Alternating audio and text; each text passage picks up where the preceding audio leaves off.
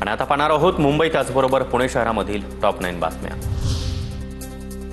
मुंबई पालिकेकडून ई कचऱ्याचं संकलन, घराघरातील घातक कचरा संकलित करण्याच्या सेवेची व्याप्ती वाढवण्याचा पालिकेचा निर्णय।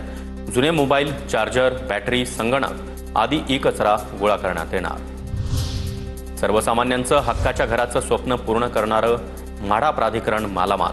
म्हाडाच्या जमा रकमेमध्ये 39.69% म्हणजेच 3,220 कोटी रुपयांची वाढ। म्हाडाकडील प्रत्यक्ष जमा रक्कम 11,334 कोटी रुपयांवर पोहोचली।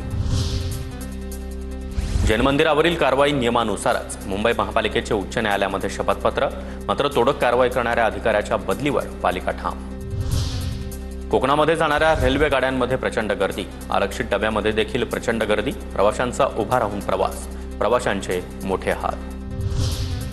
पुणे रेल्वे स्थानकाच्या परिसरामध्ये नो पार्किंग झोन, अधिकृत पार्किंग वगळता 200 मीटर भागामध्ये नो पार्किंग झोन। रेल्वे विभागाकडून फलक लावून जनजागृती करण्यात येणार।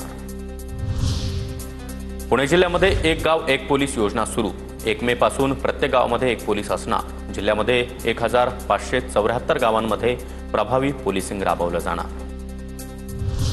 पुणे महापालिकेकडून मिळकत कर बिलाचं पुन्हा एकदा वाटप सुरू। जवळपास 12 लाख बिलं पोस्टानं पाठवण्यात आली। मिळकत करामध्ये 40% सवलत ही योजना पुन्हा एकदा सुरू झाल्यानं नव्यानं बिलं तयार। पुणे महापालिकेला सुरक्षा रक्षक पुरवणाऱ्या कंपनीनं कर्मचाऱ्यांचे पगार थकवले। पालिकेची कंपनीला नोटीस। ईगल सिक्युरिटी सर्व्हिसेस या कंपनीनं पगार थकवले। पिंपरी चिंचवड महानगरपालिकेमध्ये ई प्रणालीमुळे पालिकेच्या नवीन प्रस्तावाचं कामकाज ठप्प। घाईघाईमध्ये ई प्रणाली लागू केल्यानं अधिकारी कर्मचाऱ्यांना मोठ्या समस्या।